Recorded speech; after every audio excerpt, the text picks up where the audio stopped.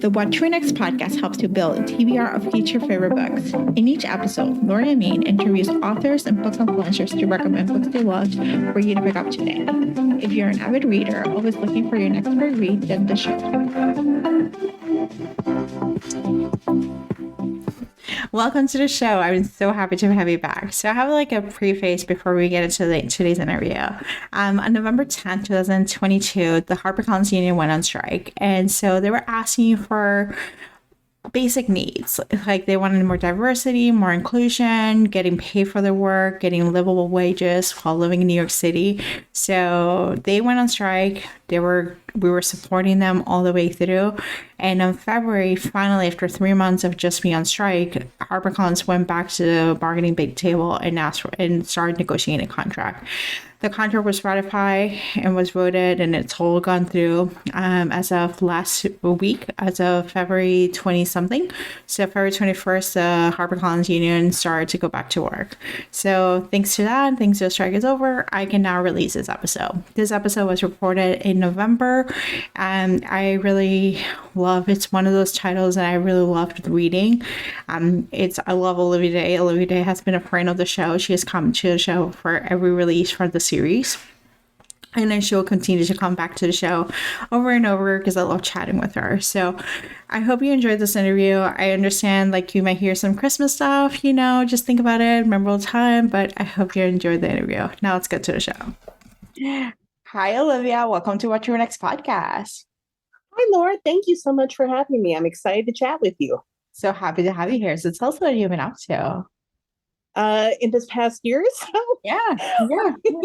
Well, on a personal level, I moved to a new apartment. So we're still in the midst of, the unpacking is mostly done, but we're doing things like putting down rugs. And last night we put up 3 sets of curtains with more to go, which just makes an enormous difference, in how a space feels, whether it feels like home and feels comfortable. So we're still sort of settling in, but it's lovely so far. I had, traveled a couple times. I had a book come out this last month on November 15th. I had Shipwrecked come out. And so that was, and I know we're going to chat about that today. So that was lovely. And I wrote my next book, which is the first in a new series. And so I wrote that this year too. And I really love how it came out. So I'm really excited about that too. Oh my gosh, you gave me great news that there's going to be another book next year. Like maybe next year or in a couple of years, there's another book coming out. So yes. So very exciting thing. So let's talk about Shipwreck. And Shipwreck is book 3 in the spoiler alert series. It's the 3rd book, but it's sort of like it's its own standalone in this world. Talk to us about this world and what Shipwreck is all about. Right. So once we talk about it, it'll become clear sort of why Maria and Peter, who are the main characters, they're sort of separated from the rest of the cast in large part. So the other couples from the first 2 books do show up occasionally on the margins and so forth. And I try to have little references in there for people who have read the first couple books, and little Easter eggs and things like that. But it is largely, I think it works pretty well as a standalone. So the idea is that we're actually going sort of back in time to the casting for the first season of Gods of the Gates, our blockbuster fantasy television show that, as I always say, is not Game of Thrones, but is not Game of Thrones. And Maria is a Swedish actor who is in town for doing sort of final auditions for the role. She's about to have chemistry tests with a few other actors for their final, for the final decisions on who's going to get the role that she's trying for. And she meets, the night before her audition, a thick-thighed Viking of a man named Peter. And as far as she is concerned, first of all, she thinks he's incredibly hot. But also she feels like there's really no future with him, no possible future with him, because if she gets the role, her character is going to be marooned, shipwrecked on a desolate Irish island for years at a time. And Mhm. if she doesn't get the role, she's going to be back in Sweden. So she basically hooks up with Peter, and then again, figuring she will never see him again, leaves without a word the next morning, and which Peter does not love when he wakes up to discover, because he really liked her. His feelings are a little bit hurt. And yeah, and of course, because this is a romance novel, she shows up to her audition the next morning, and the actor she's going to be doing final chemistry auditions playing against is, of course, Peter. And they are cast as the only two actors based shipwrecked. They're Vikings in the story, shipwrecked on this Irish island, and they end up filming on that Irish island, just them and a very small crew, for Mhm. 6 years. So this is their story over the course of when they first meet and hook up. Yeah. Literally, we start with the hookup. Yeah. And we They say, experienced the 6 years, from intimacy coordinators to cast and crew, you know, stuff, and showrunners telling them what to do, and Maria standing up like, "No, I'm not doing that." Maria does. I forget. Are you okay with Yeah, yeah. salty language? Yes, yes, I am. Yeah, Maria gives zero fucks what Yeah, what the showrunners think of her. Like, yeah, she cares about doing her job well. yeah. She cares about her role. She cares about her Mhm. colleagues. She does not care what two little cretins, Ron and Art, the showrunners, may personally think about her. And she's not. She has vulnerabilities, but her vulnerabilities have nothing to do with what the showrunners sort of are poking at. Yeah, Like, they try to sort of make her question maybe her talent, her body, her appearance, and and Maria's vulnerabilities are none of those areas. yeah, So it does not hurt her feelings at all. She just, basically she tries her best to just work around them yeah, however she can.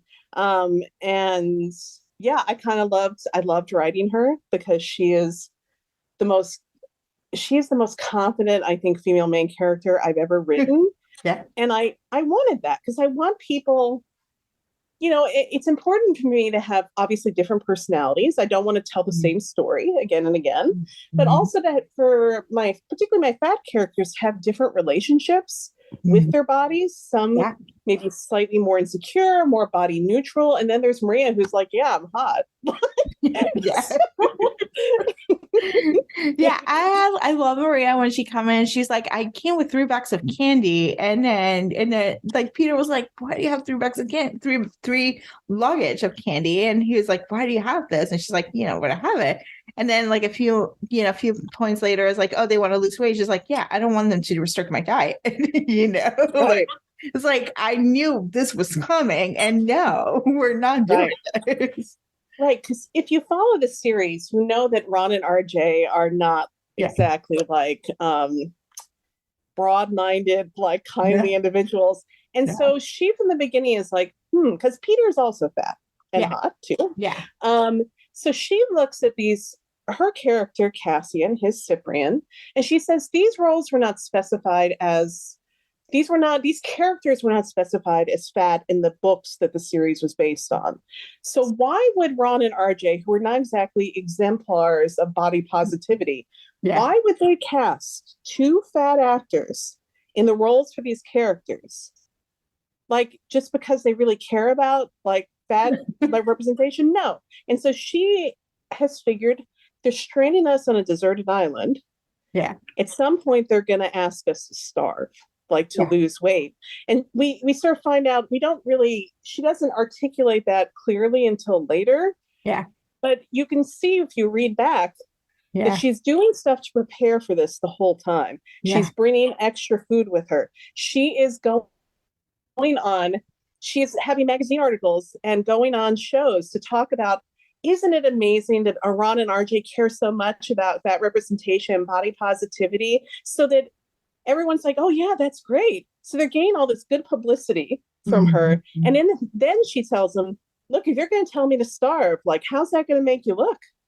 And yeah, so she's set up from years before to put herself in a position where it's going to be very months before. where it's going to be very hard for them to have any leverage over her. Yeah. And fundamentally, they don't really have the ultimate leverage over her, even if she had not, because she's willing to walk away. Yeah. She was Unlike very, Peter, she is willing to walk away. yeah, she was smart. Like she's a smart cookie. She was like, no, we're gonna do this. We're gonna do this my way, and it is okay, and the fact that she was willing to walk away because Peter was like, no, this is important for me. Peter has been the regular working actor who's been struggling and then realized like I got this big break. I don't want to lose it. I don't want to lose hold on it. I'll do what I can. And Maria's like, no, there's more opportunity. Like in some ways, Maria was like the abundance mindset of like, there's more opportunities out here. This is not the Right. be all. And so allows you to take more rest. Right. And I mean, fundamentally, Peter is a lonelier person. He does Yeah. not have a circle of, loving family, a large circle of loving friends to give him a sense of self-worth outside of work. Yeah. For reasons of his past, but also just sort of his personality. There's not a lot else in his life other than work at this point when you start the book. And part of the journey for him, and that's why, he's going to hold on to this role with everything he has, because again, it is the basis of sort of his sense of self and his sense of sort of accomplishment and self-worth, while Maria's is much more based in the people she loves surrounding her. And it's easier when she's Swedish and there is more of a social safety net too, where like your health insurance is not dependent on your work. You have health insurance because you live there and pay taxes. And that's different from someone who, there are things you have to worry about as an American, as Peter is, that you don't have to worry about as a Swede. So there's cultural differences as well, but also personality differences. But part of Peter's journey in the book is to broaden his life, to make his life much more full and rich, so that he has people around him who do love him and that he loves and who can give him that sense of self-worth and a sense of who he is as a person and what he cares about other than simply work. Yeah. And so we got to talk about Sweden and America. You mentioned you gave us a taster, but we have a Swedish character and we have an American character, and you live in Sweden, but you're an American. So how is it infusing this culture you've been living for the past few years into this book? I thought that it was a lot of fun for me because as my editor was reading my manuscript that I turned in, like there were a few sections where I was talking about various Swedish things that Peter's like stymied by. It's like, why is this? My editor's like, yeah, this isn't personal at all, Olivia. She can tell that this is coming from me. And I tried to I wrote most of the scenes set in Sweden. I wrote from, there aren't that many. There's like a couple chapters. I wrote them mostly from Peter's point of view because that's the point of view that I could relate to most heavily because as an American coming to Sweden, that made more sense to me. Plus, it's more entertaining because those chapters were a lot of fun to write, particularly with Maria's parents completely screwing with him in those chapters and just sort of the observations he would make as an American. It allowed me to sort of use my own experiences as an American coming to Sweden. And so what it was like to close out the gods, this world, after 3 books, because there are 3 long books and they're complicated books to write. Like, what was the process of like wrapping this chapter up, this series? Well, I made sure that the epilogue sort of tried to tie off a lot the loose, most of the loose threads for the series because I knew that my publisher wanted me to start a new series next so that other than the bonus story I'm writing for Kara and Summer, which is the pre-order bonus, which I'm just about done writing. So that should go out, even though the book is already out. But I was told that but it's still a pre-order bonus because you're still going to get it like months before anyone else will ever see it. But other than that, I knew it was the end of the series. And so I wanted to end in the epilogue in a way that felt satisfying, not just for Maria and Peter's story, but for the whole sort of cast that we've been following the whole time. So, and I always wanted to have a final scene with all of them watching the train wreck that was the like finale of this, Gods of the Gates, the finale all together, like watching this train wreck and just like ripping the show. And be like, what? Yes, I love this. All right. So can you give us a teaser of what can we expect in the next book series? It doesn't have to So, be anything, specific, just I'm broad happy to strokes. talk about it. Yeah. So it is not, not set in Hollywood or anything. It's set in a fictional southeastern Maryland town on the water called Harlot's Bay, which was settled by some runaway rebellious women, and has continued to be a place where people who sort of burn down their lives, especially women, move to sort of start their lives over. And the basic premise right now, the title is At First Sight. And the basic premises are our female main character is Athena. She's engaged to be married to a pediatrician. And a month before the wedding, based on basically the say-so of his older brother who disapproves, he calls off the wedding, which is, I mean, on a personal level, not great, but it's Mhm. worse because she had lived in a separate state. She'd actually left her teaching job because they were going to get married in the late summer. She'd left at the end of school year. She doesn't have a job anymore. She'd, given away her condo. She sold her furniture because she was going to be moving in with him. And all of her savings she'd essentially used to buy him his wedding gift, which is he lives in a set of row homes. And Mhm. then the one attached to his is what's called a spite house. I don't know if you Yeah. know anything about spite houses. Yeah. There's one in Boston. So if you look up Boston Spite House, that was sort of what I based my spite house on. It's a 10-foot wide house that was built specifically because, well, in the case of the Boston Spite House, the story is that, and it's unclear whether it's true or not, but the story is the two brothers were given a plot of land at the end of the set of row homes. And one of the brothers went off to fight the Confederacy, Mhm. and the other one stayed there. And while the brother was gone, he built his row home over 75% of the land. And his brother came back and had like just this 10-foot wide plot left, with which, too small to build on, unless you're incredibly pissed because your brother took 75% of the land while you were off fighting a war. So the story is that he came back and there is a 10-foot wide house tacked onto the end of this other house, which deprives the other house of most of its light, airflow. Like the entry can't be on the side anymore. It's built out of spite because, right, to get back. And so basically Johnny lives in the larger one, her ex-fiance.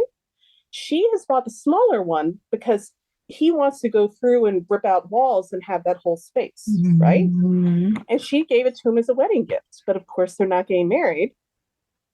And she has nowhere to go except The this Spice House. 10-foot wide house, which is on the other side of the wall from her ex-fiance, and a narrow alleyway, 4-foot alleyway across from his older brother, the person who convinced her fiance to leave her. And the story is her and the older brother. Oh my God. Oh my God. So, and it's the one who, yeah, the older brother who sort of stick up his butt, like very sort of responsible, serious, rigid older brother who had convinced his younger brother not to marry her, who's across a narrow alleyway from her. And she does her best to make him regret it. It's just what he's done. All while, of course, kind of falling in love with him. And It's it's also awkward. coming. It's awkward because, even if he can make her forgive him, even if if they sort of get over that, he convinced his brother not to marry her. So if he were to end up with her, probably not going to go over so well with his brother. So yeah, there's a lot of inherent conflict, and it was a lot of fun to write. Yeah. Athena is by far my messiest female main character. Ooh. She is sad. I mean, she's Yeah. very funny, very smart, Yeah. very funny, very curious, but she is sad. She's angry, very angry, and also depressed, and not depressed in the sense of temporarily sad, but like depressed. Yeah. And does not consciously sort of acknowledge that until Mhm. sort of a certain point in the book. And that's sort of part of one of the turning points in the book is that. So I really love it. I love both characters. You kind of can see why Matthew did what he did, the older brother. Mhm. I love Athena, and I really am happy with how the book came out. So I'm excited for people eventually to read it. Gosh, I am excited to read this. You had me at a spite house, Like I'm like, oh, it's the best revenge you can have. Like, bam, I'm gonna be there. So, it's so exciting. All right, so switching gears, let's talk about some book recommendations. Do you have any books to recommend our listeners to pick up? Okay, so now because I've been so busy, I've been doing more rereading than Yeah, reading new stuff because I find that very comforting and I'm very busy. yeah. So a book recommendation I have that is a reread. One of my favorite authors in the world is Jeannie Lin, who Mhm. writes historical romances set in the Tang Dynasty. Yeah, And I mean, just this is a broader thing, yeah, is that there are in romance yeah, you occasionally have authors who are like, I'm the first person to do this. And then, frankly, in most cases, that is not true. yeah, Like, usually you can find there are very few things that have never been done before, yeah, right? I am not the first person to write a plus size hero. I am not the first person, we're Mhm. treading on ground that has been trod on by other people almost Yeah, always. Um, Jeannie Lin did something no one else had ever done before. She wrote for Harlequin Historicals, and she was literally the first to have Tang Dynasty yeah, as it when Harlequin Historicals was all well, I mean, frankly, white people, but yeah, yeah, also, I mean, but set in Scotland, England, yeah, maybe America, maybe Scandinavia, like Vikings or whatever, yeah, medieval times, but not Tang Dynasty China. yeah, And she is the first, and again, there aren't that many of yeah, those in the world. But even the amazing part is she's not only the first, she's also an incredible writer, like yeah, a beautiful writer. Just you don't have to be familiar. I was not with Tang China, Tang Dynasty China to appreciate her books. They are beautifully written. They are witty. They're thoughtful. And the collection that I recently reread was a collection that Harlequin Historical put out called Silk, Swords, and Surrender. It has 5 of her novellas. She writes really good novellas too. So, Mhm. like, it's a good way to sort of dip a toe in her writing and in the world that she is talking about in these novellas, which tend to be, they're faster, shorter stories. I think that they're excellent. I love novellas, particularly, Yeah. if you don't have a ton of time. And it's just wonderful. She's amazing. She is, I think, like, probably definitely my top 5 of romance authors, like who I just think is amazing. Yeah. So I'm adding you have me in novellas, but I'm adding her. I've heard of her multiple times and it's been on my TBR, but I'm bumping it up because you're like novellas. I'm like, yeah. yeah. Yeah, I mean, this collection has 5 of them, but you could just get one of the little Yeah. individual ones. But Yeah. they're all really good. Yeah. So Oh, love it. Olivia, tell us where you can find you online. my website is oliviadade.com, oliviadade.com. My newsletter is a good place to find me. Mhm. There's links to that on my website. Yeah. And I am on Twitter. That is really my only social media home where I'm active, which is unfortunate. There's a lot happening with Twitter right now. But on Twitter, I am at Olivia Writes, so OliviaWrites. I did make accounts at Mastodon and Hive, but I'm so tired, Laura. I tried Hive, but Hive doesn't allow me to put pictures. because I have a Pixel. It's so like it's such a brand new like Hive is just it's a baby app, and I don't It think they is. expected the amount of people that were gonna There are transfer. privacy issues too, like Yeah, information privacy issues. You can't reserve like anyone else could reserve the same name. I'm yeah, at Olivia Dade, but that's not reserved for me. Other yeah, people can put at Olivia Dade. yeah, So there are issues. Mastodon has other issues. So yeah, it's yeah, the link to my Mastodon account is on my Twitter profile. So yeah. if you want to find me there, you can do that too. So that's where I am. So right now, yes, if Twitter like goes defunct, then we'll see where I end up. But definitely my newsletter, my website Yeah. are always there. And you know what? At the end of the day, we own the website. You own your newsletter. It's the easiest way. Like nobody's taking that away from you, and nobody's taking that relationship with, your readers are taking that relationship with you. So it's okay. Yeah, Like social media is a rented space, and as we learn, sometimes it just goes to dumpster fire, you know. yeah.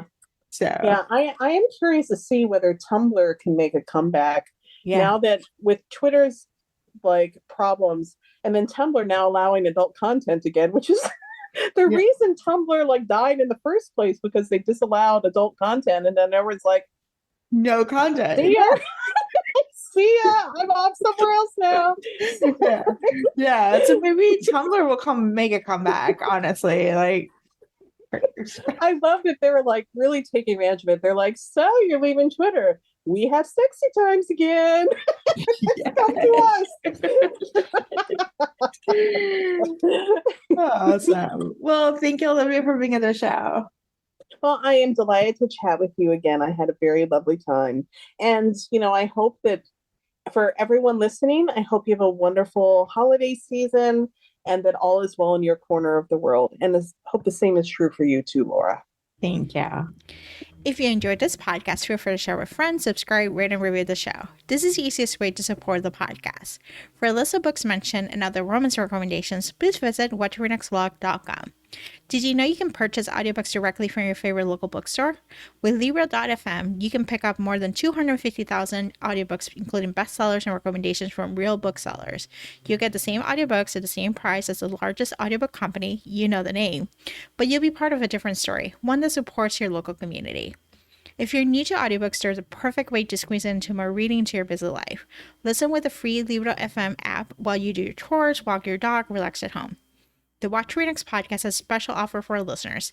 Get 2 audiobooks on Libro.fm for the price of 1 with your first month of membership. Use code What to Read Next. This offer is only valid for new members in Canada and the US. Thank you so much for listening and have a great day.